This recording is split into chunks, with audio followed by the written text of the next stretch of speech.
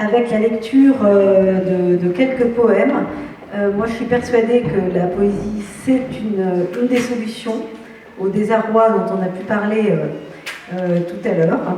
Et à mes côtés se trouve Sophie Grenot, qui est poétesse, mais qui est aussi l'artiste qui a fait ces toiles que vous pouvez voir au texte si saisissant, qu'elle appelle des caviardages. Est-ce que Sophie, déjà, est-ce que tu peux nous dire deux mots de ce que sont ces caviardages, de la technique que tu utilises pour écrire et créer aussi? Bonjour. La technique du caviardage, c'est pas une invention, c'est pas moi qui ai inventé cette manière de procéder. On ne sait pas exactement qui l'a inventé.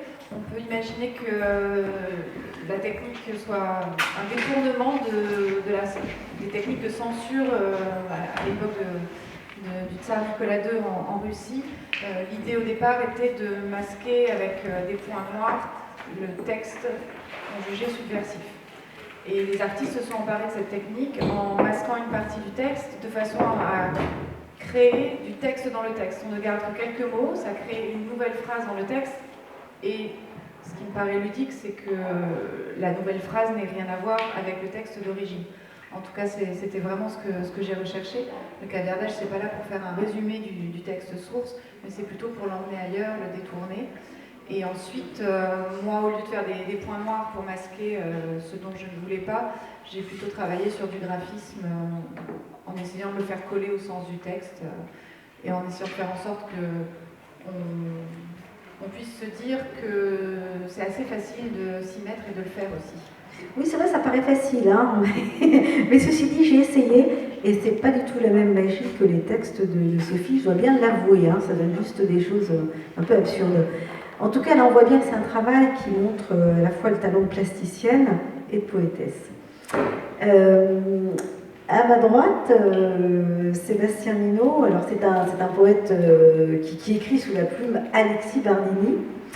Il a déjà pas mal publié plusieurs recueils, Fragments de nuit en 2017, Le fruit des saisons et Ombrie chez Alcyone, Une épiphanie chez Gallimard en 2021, et il vient nous parler, nous présenter son dernier texte, Le vent qui porte les pollens. Alors on voit à quel point le titre entre en résonance avec ce qu'on a pu dire tout à l'heure sur notre relation à la nature.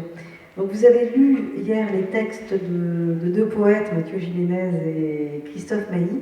Aujourd'hui, vous allez nous présenter certains de vos poèmes et nous donner envie de vous retrouver dans une semaine, samedi prochain, à Hennande, où on consacre tout l'après-midi de 14h à 18h à la poésie. Donc il y aura une quinzaine de poètes qui seront présents en performance, soit en lecture musicale, soit en lecture performance avec des plasticiens, soit parfois en lecture bilingue.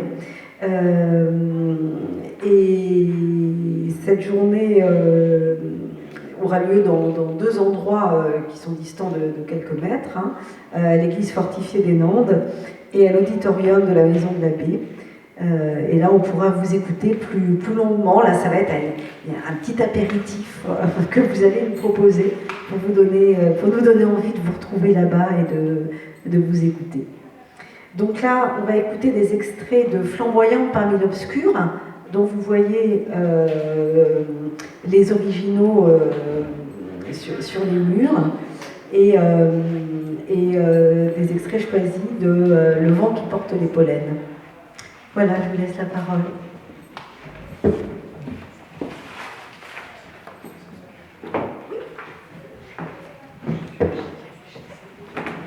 Donc là, vous avez le privilège d'entendre le texte par les auteurs.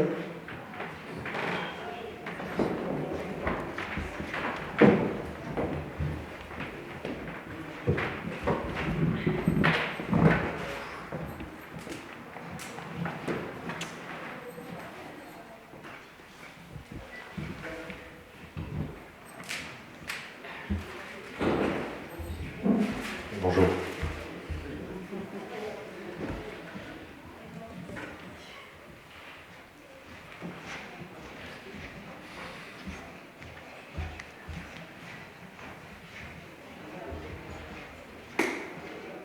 Il faut imaginer une boîte, oubliée au fond d'un placard. Déposée là, des photos de famille, traces des générations qui nous ont précédés. Des vies marquées par le départ et la double absence qu'il fait naître. Les poèmes de ce recueil en constituent l'écho. Posés en regard, des distiques, qui sont une façon de les arrimer. Ils sont aussi comme la forme régulière sur laquelle sont venues se réfracter non seulement les émotions primitives, mais aussi les questions de l'exil et de l'identité. Les poèmes qui vont suivre sont tirés de la première partie qui s'intitule « Un voyage ». Es-tu cet homme qui a voulu? Les yeux soudés par le soleil, dans l'ignorance de l'exil, il précédait tes pas. L'entends-tu qui file sous ta langue? Cette lumière fin d'été, qui se déchire, sitôt qu'on la froisse. Je la grave à ton front, le mur où épingler tes rêves. Sous un chapeau de feutre ou tête nue, parlant comme des pierres, tournant comme des meules, il ne devinait pas le vent qui porte les pollens.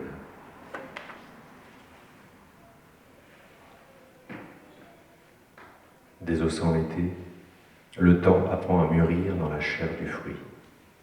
Il faudrait à ce stade un nouvel alphabet, de plus longues phrases. De moissons en vendange, un linge humide sur la nuque, les champs leur ont légué la voussure des saisons. Leurs enfants, aux yeux d'obsidienne, sont d'un cuir très épais. Ils quittent tôt le nid de pierre pour racler les collines de cris de joie, de souffle sous l'effort. Car c'est un pain sans sel qu'il faut gagner, parmi les bêtes et les fruits, jusqu'au grand âge des mots maigres.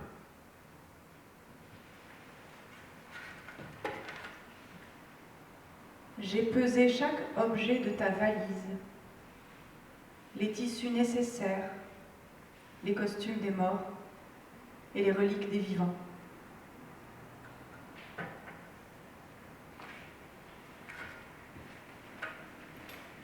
Quelques extraits maintenant de la seconde partie de ce recueil qui s'intitule « Un jardin sans adresse ». Es-tu cette fille, femme, fleur qu'on déterre? Tu as glissé les rires et les jeux au cri des plis de ta valise, la malle fermée sur l'enfance et posée là, au cœur battant du train. Mon soleil à virer bleu de sang. La nuit, la nuit, la nuit.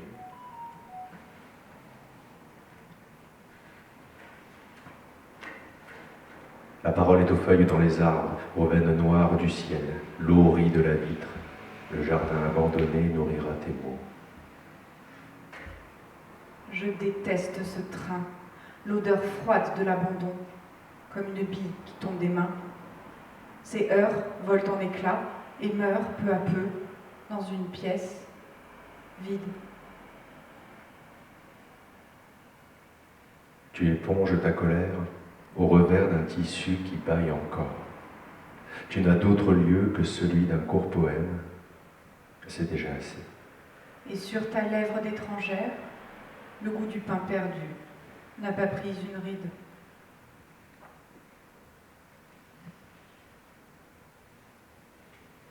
La troisième partie s'intitule « Un épi de blé ».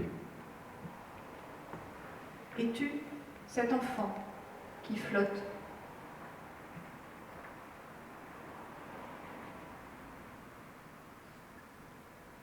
Tu te pends aux branches comme une parenthèse épuisant le jour. Ta voix aux ailes courtes qui fend l'air brise le chant monotone.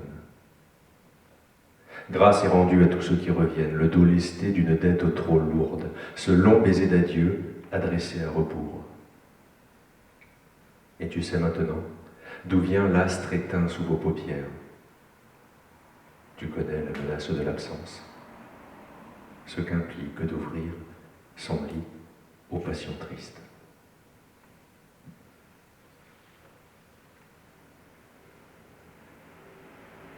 boiter sans remède, parcourir en aveugle l'archive du jour. Il n'y a pas de chemin, juste des pas qui ouvrent la forêt. Il y a dans tes yeux des oiseaux qu'on épingle, un temps très court où tout scintille. Et tu voudrais nager au bord d'un lac pour lasser ces rives qui réfléchissent ton nom. À l'heure du retour, sauras-tu écouter le tambour des eaux sur le sable?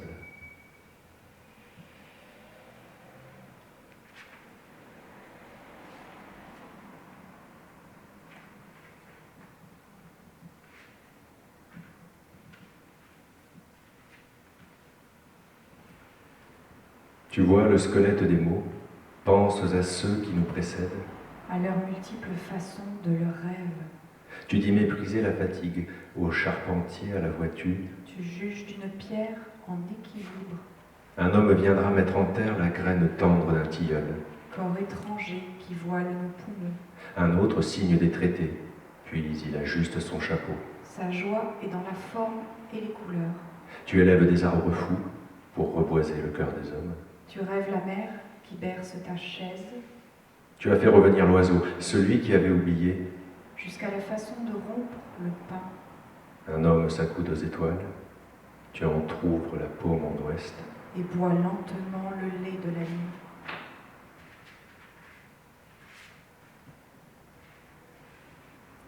Un poète pose sa main à la poupe d'un songe d'or.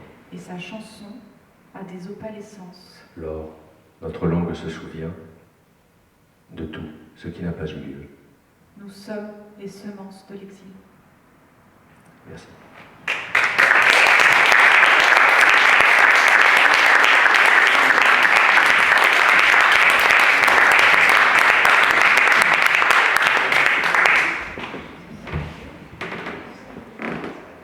Alors, Sophie et Sébastien se proposaient aussi de dire un petit mot des revues de poésie qui sont un socle extrêmement important pour la publication des jeunes poètes avant la parution en recueil.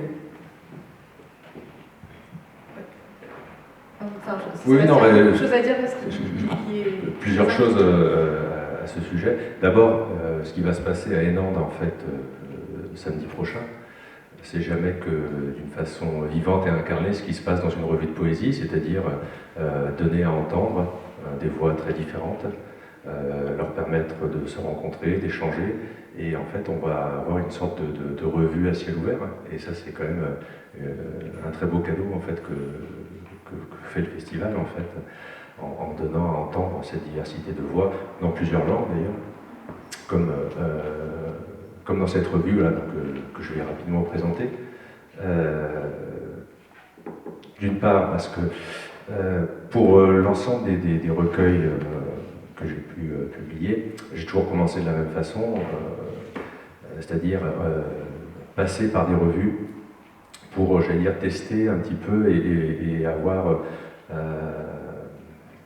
un retour un petit peu, un accueil et quelque chose qui, moi, au tout début, m'a mis le pied à l'étrier, en fait, de manière très pratique.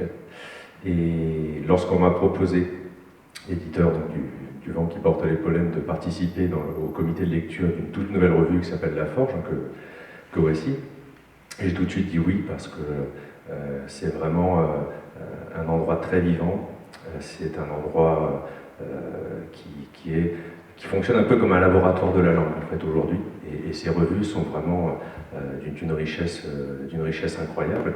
Cette revue est toute neuve, hein, elle a 15 jours. Alors on l'a présentée au Salon des revues, c'était le week-end dernier à Paris, au Salon de la revue. C'est son premier numéro. J'allais dire, elle ressemble un peu à toutes les revues au sens où on y trouve en première partie le domaine étranger, donc on a des traductions. Et samedi prochain, moi j'aurai la chance de pouvoir lire avec Fausto Roux, qui est un poète sarde, qui vit à La Rochelle, qui est photographe également, et avec qui j'ai travaillé à la traduction de ses poèmes. Donc il y a toute une partie de domaine étranger, une partie ensuite, comme dans beaucoup de revues de poésie francophone, où Sophie a pu nous lira le poème qui a été, enfin les textes qui ont été publiés dans la revue. Mais ce qui fait la spécificité de cette revue, et j'insiste un petit peu là-dessus parce que c'est vraiment aussi quelque chose qui m'a décidé, c'est qu'il y a une partie qui s'intitule La forge du poète. Et c'est une partie, j'allais dire, où on demande à des personnes qui écrivent de la poésie une question. On leur pose une question très simple, en apparence très simple et qui évidemment ne l'est pas, mais c'est d'où vient le poème. Et donc il y a toute une réflexion proposée par l'ensemble des auteurs, des autrices sur l'acte de création. Et ils répondent en prose, hein, évidemment, pas de manière versifiée. Et donc on a des contributions qui sont très très riches et qui vraiment nourrissent voilà, ce travail de la création et ce travail, oui, ce travail, parce que c'est un travail, mais également les différentes sources et la façon dont le poème vient à naître. C'est une spécificité un petit peu de cette revue qui en fait également, moi je trouve la richesse. On y trouve également un cahier critique et une correspondance, ainsi qu'une partie qui s'appelle Voix oubliées, qui permet de retrouver, j'allais dire, des textes qu'on avait un petit peu mis de côté. Ici, c'est un poète d'origine roumaine qui s'appelle Miron Chiropol. Moi, j'ai découvert en fait sa poésie au moment de la création de la revue, et c'était très très belle redécouverte.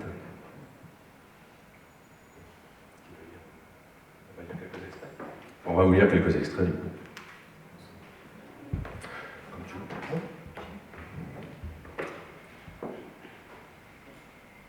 Donc je vais commencer par le texte que la Forge accueille, qui s'intitule « Ceux qui tremblent ». C'est donc un inédit. Ceux qui tremblent ne s'agitent pas. Ce tapis, au fond, de quoi on ne sait pas. Pourquoi on ne sait pas. On sait peu de ceux qui tremblent.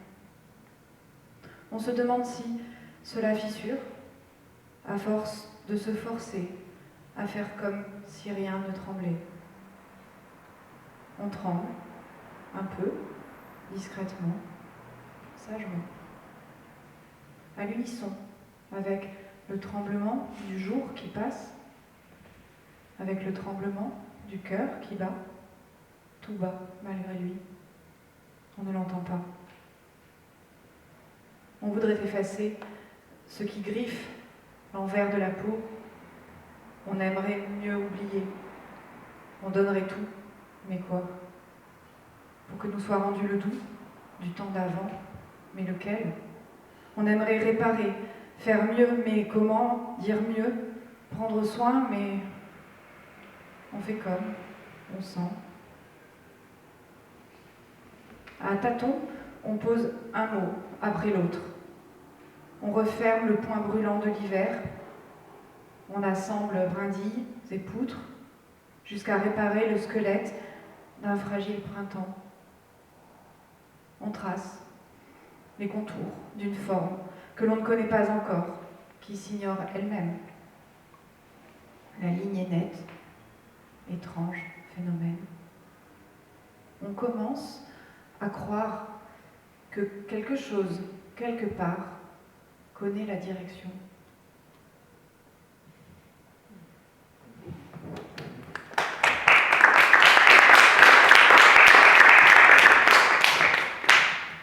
Je vais vous lire un extrait d'inédit de Dominique Sampiero qui sont parus donc, dans cette revue. L'ensemble s'appelle Hétérotopie de la fenêtre, c'est de prose politique. Voilà, ça me permettait également de montrer un petit peu la diversité de ce que propose une revue.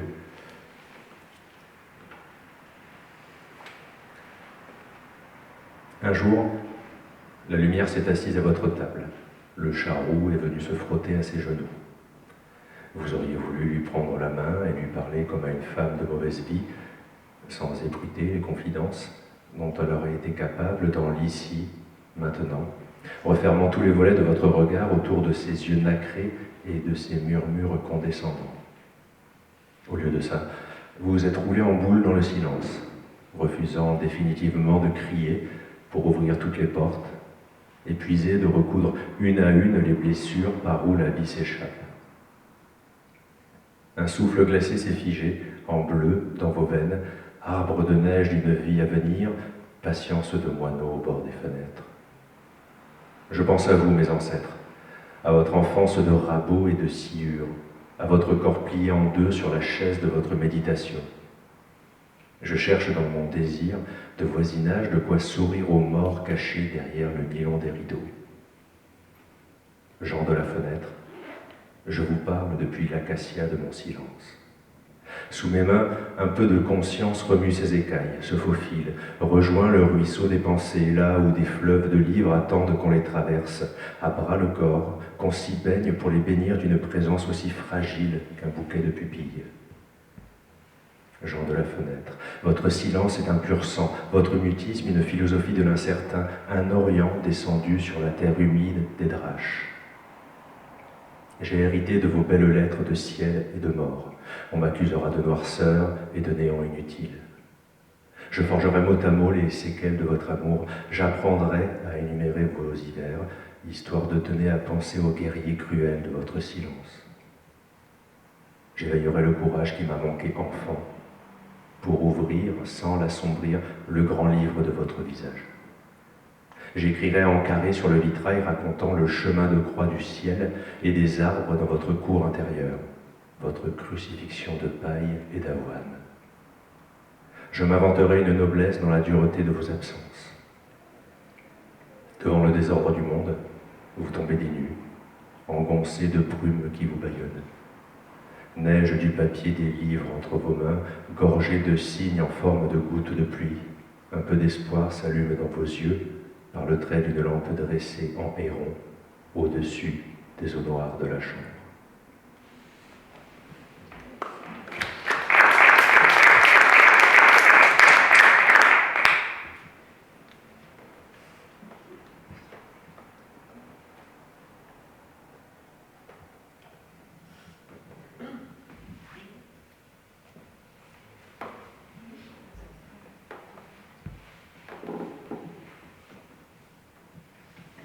Sophie va nous lire les textes qu'on voit affichés sous forme de caviardage, donc cette rencontre de l'art plastique et du texte qui jaillit d'un texte précédent.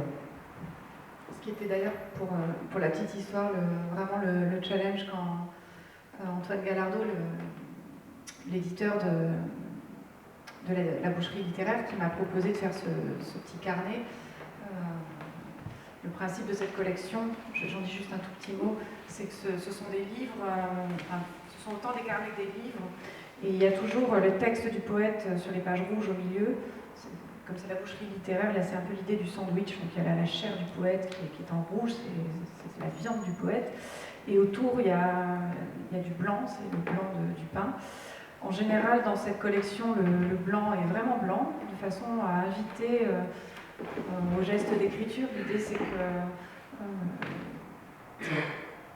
c'est autant un livre qu'un carnet et qu'on peut aussi bien y noter sa liste de courses que l'idée pour un futur roman. Et là, sur les pages blanches, on a tout simplement pas laissé complètement blanc, mais on a reproduit les mêmes pages sources que celles que j'avais utilisées moi, à savoir un vieux texte de 1929 qui parle de la vie tragicomique de Georges de Scudéry. Je ne vous cache pas que je ne l'ai pas lu et je ne compte pas le lire. Par contre, à caviarder, c'est très rigolo. Et donc, pourquoi je vous dis ça, c'est parce que la demande d'Antoine Gallardo, c'était que les pages du centre soient certes des caviardages, mais soient surtout un grand poème. Et autant faire un caviardage sur une page, puis un autre qui n'a rien à voir sur une autre, c'est très amusant, ça peut venir certains jours assez facilement, d'autres pas, mais globalement, on en fait ce qu'on veut. Sauf que là, pour que ça se tienne, c'était un peu l'exercice de style dans l'exercice de style. Et puis il fallait que tout vienne du même, il voulait que tout vienne du même livre source, ce qui me paraissait être vraiment une bonne idée, l'idée de créer vraiment le livre dans le livre. Moi j'aime beaucoup, c'est une des choses qui me plaît dans le caviardage, c'est d'aller glisser du texte dans le texte.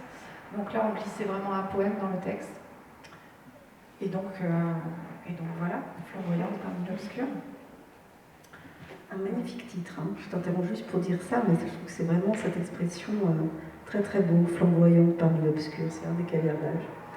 Oui, c'est un des caviardages car Antoine Gallardo dit souvent que les auteurs ont tendance à trouver des très mauvais textes pour leurs écrits et que en fait la plupart du temps le titre est dans le poème, dans le livre. Et ce qui était le cas puisque Flamboyante parmi l'obscur est un bout d'un caviardage. Donc là aussi on est dans l'idée de la poupée gigogne, le titre est dans le caviardage. Je vais me mettre là pour avoir plus de facilité. Tourner ma page, même si c'est pas très long.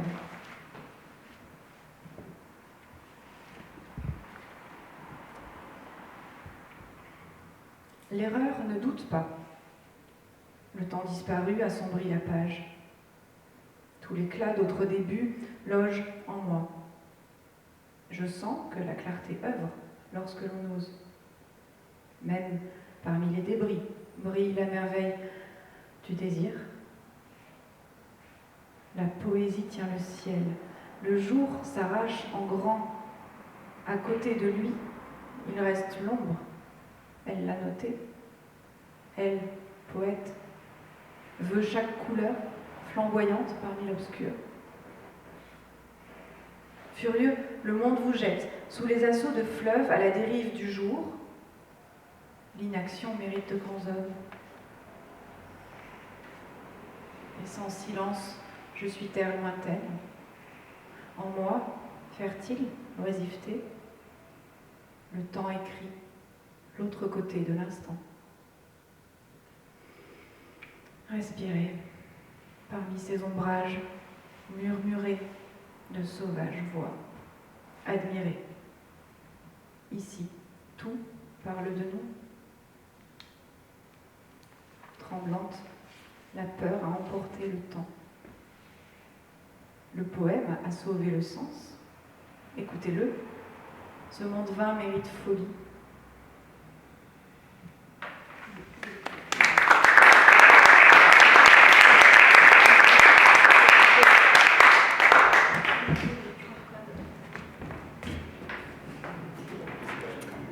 Voilà, donc là, ils nous ont donné l'envie d'aller écouter de la poésie dans toutes les langues.